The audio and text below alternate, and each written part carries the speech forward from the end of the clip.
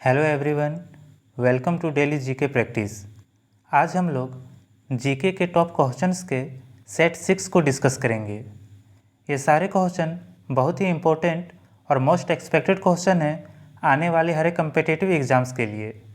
तो शुरू से अंत तक इस वीडियो को ज़रूर देखिएगा। अगर ये वीडियो आपको पसंद आए तो वीडियो को लाइक, शेयर और कमेंट करके हमें ज़रूर बताइएगा।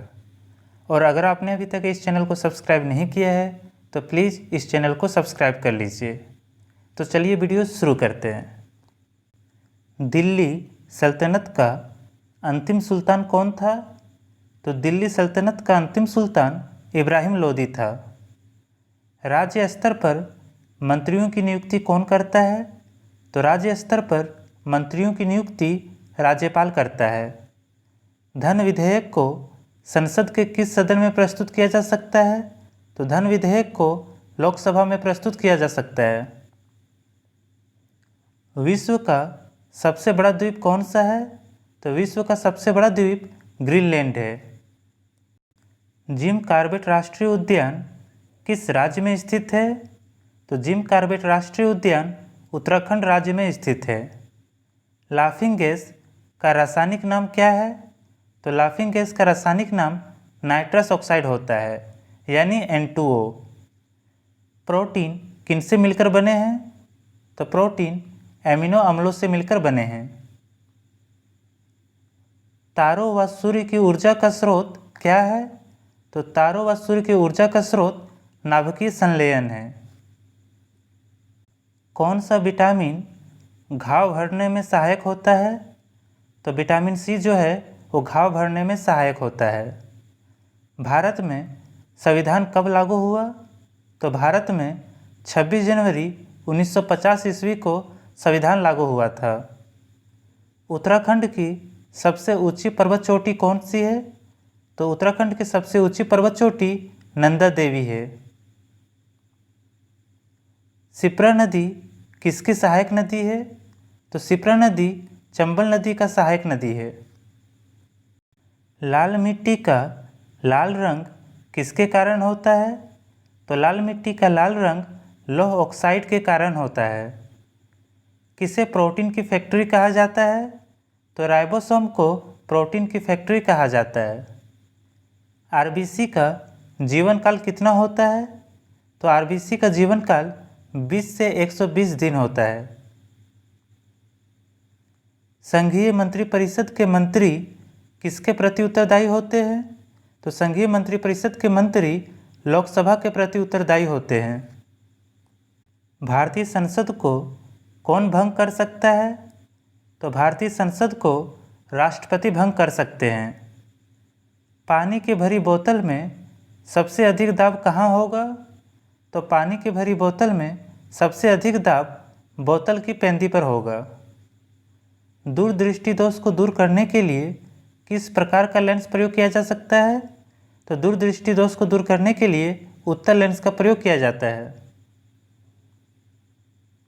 डायनेमो की खोज किसने की? तो डायनेमो की खोज फैराडे ने किया था। भारत का सबसे प्राचीन नगर कौन सा था? तो भारत का सबसे प्राचीन नगर मोहनजोदड़ो था। प्रथम बौद्ध संगीति कब और कहाँ संपन्न हुई? तो प्रथम बौद्ध संगीति 483 ईसा पूर्व में राजगृह में संपन्न हुई थी। शिशुनाग वंश की स्थापना कब और किसने की? तो शिशुनाग वंश की स्थापना 412 ईसा पूर्व में शिशुनाग ने किया था। भारत में मुस्लिम राज का संस्थापक किसे माना जाता है? तो भारत में मुस्लिम राज का संस्थापक मोहम्मद गौरी को माना जाता है। पृथ्वी का भगिनी ग्रह किस ग्रह को कहते हैं? तो पृथ्वी का भगिनी ग्रह शुक्र ग्रह को कहते हैं। अफ्रीका के उष्ण घास के मैदान क्या कहलाते हैं? तो अफ्रीका के उष्ण घास के मैदान सवाना कहलाते हैं। धान की खेती के लिए कौन सी मिट्टी सबसे उपयुक्त है? तो धान की खेती के लिए चिकनी मिट्टी सबसे अधिक उपयुक्त है। संसार का सबसे बड़ा मरुस्थल कौन सा है? तो संसार का सबसे बड़ा मरुस्थल सहारा मरुस्थल है। संतोष ट्रॉफी किस खेल से संबंधित है? तो संतोष ट्रॉफी फुटबॉल से संबंधित है। हैप्पी प्लेनेट इंडेक्स को किसके द्वारा जारी किया जाता है? तो हैप्पी प्लेनेट इंडेक्स को न्यू इकोनॉमिक्स फाउंडेशन के द्वारा जारी किया जाता है। योजना आयोग के प्रथम अध्यक्ष कौन थे? तो योजना आयोग के प्रथम अध्यक्ष जवाहरलाल नेहरू थे। उत्तर भारत का मैनचेस्टर किसे कहा जाता है? तो उत्तर भारत का मैनचेस्टर कानपुर को कहा जाता है। बंगाल में द्वैध शासन की व्यवस्था किसने की?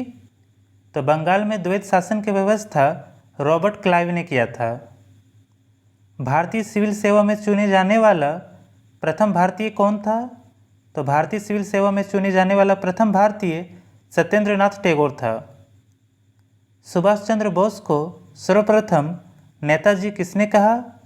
तो सुभाष चंद्र बोस को सर्वप्रथम नेताजी एडोल्फ हिटलर ने कहा था। द स्पीड ऑफ थॉट पुस्तक के लेखक कौन है? तो द स्पीड ऑफ थॉट पुस्तक के लेखक बिल गेट्स हैं। एनिमेशन क्या है?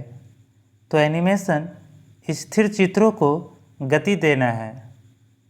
सिंधु घाटी सभ्यता के शहरों की गलियां कैसी थी?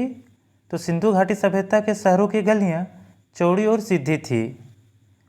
पांचवीं बौद्ध परिषद का आयोजन किसने किया था? तो पांचवीं बौद्ध परिषद का आयोजन हर्ष ने किया था। किसकी सेना ने ग्रीक शासक सिकंदर के साथ झेलम नदी के तट पर मुकाबला किया था? तो पोरस के सेना ने ग्रीक शासक सिकंदर के साथ झेलम नदी के तट पर मुकाबला किया था। कनिष्क किस वर्ष में राज्य सिंहासन पर आरूढ़ हुए? तो कनिष्क 78 ईसा पूर्व में राज्य सिंहासन पर आरूढ़ हुए। गंगा को उत्तर से दक्षिण ले जाने वाला चोल राजा कौन सा था? तो राजेंद्र चोल गंगा को उत्तर से दक्षिण ले जाने वाला चोल राजा था। उस चीनी यात्री का नाम क्या था जो हर्षवर्धन के दरबार में आया था? तो हैन सांग जो है वो हर्षवर्धन के दरबार में आया था। इनकलाब जिंदाबाद का नारा किसने दिया था? तो इनकलाब जिंदाबाद का नारा भगत सिंह ने दिया था। विश्व का सबसे बड़ा डेल्टा कौन सा है? तो विश्व का सबसे बड़ा डेल्टा सुंदरवन डेल्टा है। पालघाट दर्रा किन दो राज्यों को जोड़ता है? तो पालघाट दर्रा केरल और तमिलनाडु राज्यों को जोड़ता है। भारत का सबसे लंबा बांध कौन सा है? तो भारत का सबसे लंबा बांध हीराकुंड बांध है, ठीक है। और हीराकुंड बांध किस नदी पर निर्मित है? तो महानदी पर निर्मित है, ठीक है। मंत्रिपरिषद की बैठकों की अध्यक्षता कौन करता है? तो मंत्रिपरिषद की बैठकों की अध्यक्षता प्रधानमंत्री करता है। लोकसभा के सदस्यों का कार्यकाल कितना होता है? तो लोकसभा के सदस्यों का कार्यकाल 5 वर्ष का होता है। प्रोकैरियोटिक कोशिका में किस प्रकार का कोशिका विभाजन होता है? तो प्रोकैरियोटिक कोशिका में अर्धसूत्री प्रकार का कोशिका विभाजन होता है। किस ग्रंथि को मास्टर ग्रंथि भी कहा जाता है? तो पीयूष ग्रंथि को मास्टर ग्रंथि भी कहा जाता है। मनुष्य के शरीर पर लगभग कितने बाल होते हैं? तो मनुष्य के शरीर पर लगभग 50 लाख बाल होते हैं। जल की बूंद किसके कारण गोल होती है? तो जल की बूंद पृष्ठ तनाव के कारण गोल होती है। लेंस की क्षमता किस में मापी जाती है? तो लेंस की क्षमता डायोप्टर में मापी जाती है। अगर बात किया जाए लेंस की क्षमता की, तो लेंस की क्षमता होता है P = 1/f, ठीक है। आप ध्यान में रखिएगा कि उत्तल लेंस की जो क्षमता होती है वो पॉजिटिव होती है यानी धनात्मक, और अवतल लेंस की जो क्षमता होती है वो नेगेटिव होती है यानी ऋणात्मक। नींबू एवं नारंगी में कौन सा अम्ल पाया जाता है? तो नींबू एवं नारंगी में साइट्रिक अम्ल पाया जाता है। काले हीरे का उपयोग किस में किया जाता है? तो काले हीरे का उपयोग शीशा काटने में किया जाता है। तो दोस्तों आज के लिए बस इतना ही। अगर ये वीडियो आपको पसंद आए तो वीडियो को लाइक, शेयर और कमेंट करके हमें ज़रूर बताइएगा। और अगर आपने अभी तक इस चैनल को सब्सक्राइब नहीं किया है तो प्लीज़ इस चैनल को सब्सक्राइब कर लीजिए। आप इस वीडियो का PDF हमारे टेलीग्राम चैनल से डाउनलोड कर सकते हैं, लिंक डिस्क्रिप्शन बॉक्स में है। मिलते हैं अगले वीडियो में। Thank you.